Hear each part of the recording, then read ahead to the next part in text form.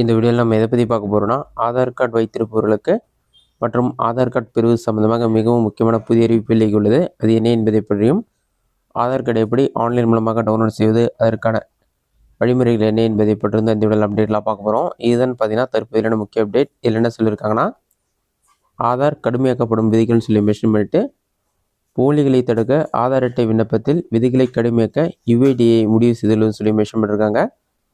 போலிகளை நீக்கி உறுதியான ஆவணமாக்க நடவடிக்கை மேற்கொள்ளப்பட்டுள்ளது. எதிர்காலத்தில் பெரியோருக்கான புதிய ஆதார் அட்டை விண்ணப்பிப்பவர்களுடன் பாஸ்போர்ட், ரேஷன் அட்டை, பேன் எண் மற்றும் 10ஆம் வகுப்பு சான்றிதழ் போன்றவற்றை இணைப்பது கட்டாயமாகும் என்று தகவல் வெளியாகியுள்ளது. கடந்த 15 ஆண்டுகளில் 140 கோடி ஆதார் அட்டைகள் விநியோகம் செய்யப்பட்டுள்ளது. இதுதான் ஆதார் அட்டை சம்பந்தமான முக்கிய அறிவிப்பு. இனிமேல் ஆதார் அட்டைக்கு புதிதாக அப்ளை பண்ணுறவங்களுக்கு அதிகமான ஆவணங்கள் சமர்ப்பித்து தான் ஆதார் அட்டை பெற முடியும்னு சொல்லியிருக்காங்க. அடுத்ததான் ஆதார் கார்டு எப்படி ஆன்லைனில் டவுன்லோட் செய்வது, அதுக்கான வழிமுறை என்னென்னு பார்க்கலாம். மொபைலில் ஏதாவது ஒரு ப்ரௌசர் ஓப்பன் பண்ணிக்கங்க. அதில் கூகுள் சர்ச்சில் போயிட்டு மை ஆதார்னு சொல்லி டைப் பண்ணுங்கள். அந்த மாதிரி நீங்கள் டைப் பண்ணி வைக்க கொடுங்க. ஃபஸ்ட் எடுத்துனே மை ஆதார் .uidi.gov.in ஒரு வெப்சைட் ஷோகும். அந்த வெப்சைட் செலக்ட் பண்ணுங்கள். அந்த வெப்சைட் நீங்கள் செலக்ட் பண்ண ஒரு 5 செகண்ட்ஸ் நடக்கும். லோடாய் கம்ப்ளீட் ஆன பிறகு நெக்ஸ்ட் பேஜில் வெல்கம் டு மை ஆதார்னு சொல்லியிருக்கும். இதில் பார்த்தீங்கன்னா லாகின் வித் ஆதார் ஓடிபின்னு ஒரு ஆப்ஷன் கொடுத்துருப்பாங்க.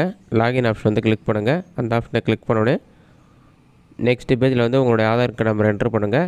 அது கீழே கேப்சா கோடு இருக்கும். அதை பார்த்து அப்படியே டைப் பண்ணிவிட்டு சென்ட் ஓடிபி ஆப்ஷனை கிளிக் பண்ணுங்கள். சென்ட் ஓடிபி கொடுத்தனே ஒரு 5 செகண்ட்ஸ்லேயே உங்களோட ஆதார் கார்டு கூட என்ன மொபைல் நம்பர் ரிஜிஸ்டர் இருக்கோ அந்த மொபைல் நம்பருக்கு 6 நம்பர் கொண்ட ஓடிபி வரும். அந்த ஓடிபி நம்பரை பார்த்து அப்படி டைப் பண்ணுங்கள்.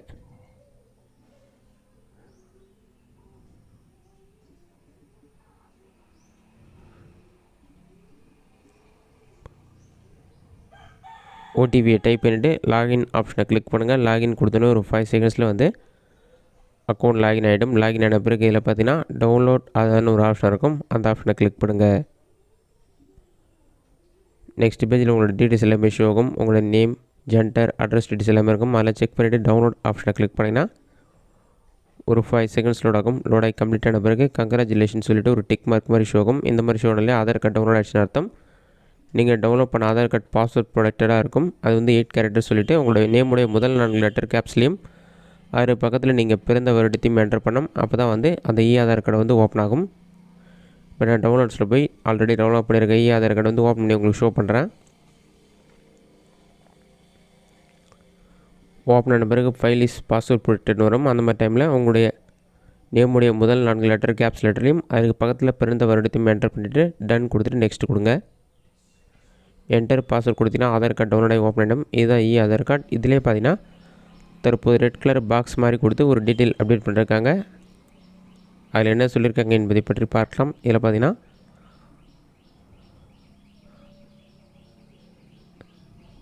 ஆதார் என்பது அடையாளத்திற்கான சான்றாகும். குடியுரிமை அல்லது பிறந்த தேதிக்கான சான்றல்ல. இது சரிபார்ப்புக்கு மட்டுமே பயன்படுத்தப்பட வேண்டும். ஆன்லைனில் அல்லது குறிப்பிட்ட ஸ்கேன் செய்தல் அல்லது ஆஃப்லைன் எக்ஸ்எம்எல் மூலம் உங்கள் ஆதார் கார்டை வெரிஃபை செய்ய முடியும்னு சொல்லியிருக்காங்க. இதே இங்கிலீஷில் கொடுத்துருக்காங்க. Aadhaar is proof of identity not of citizenship or date of birth. It should be used with verification, authentication or scanning of QR code offline XML சொல்லி மென்ஷன் பண்ணிருக்காங்க. அதாவது ஆதார் கார்டை நீங்கள் ஒரு ஐடென்டிட்டி ப்ரூஃபாக மட்டும்தான் பயன்படுத்தலாம் சொல்லி மென்ஷன் பண்ணிருக்காங்க. இதுதான் தற்போதையிலான முக்கிய தகவல்.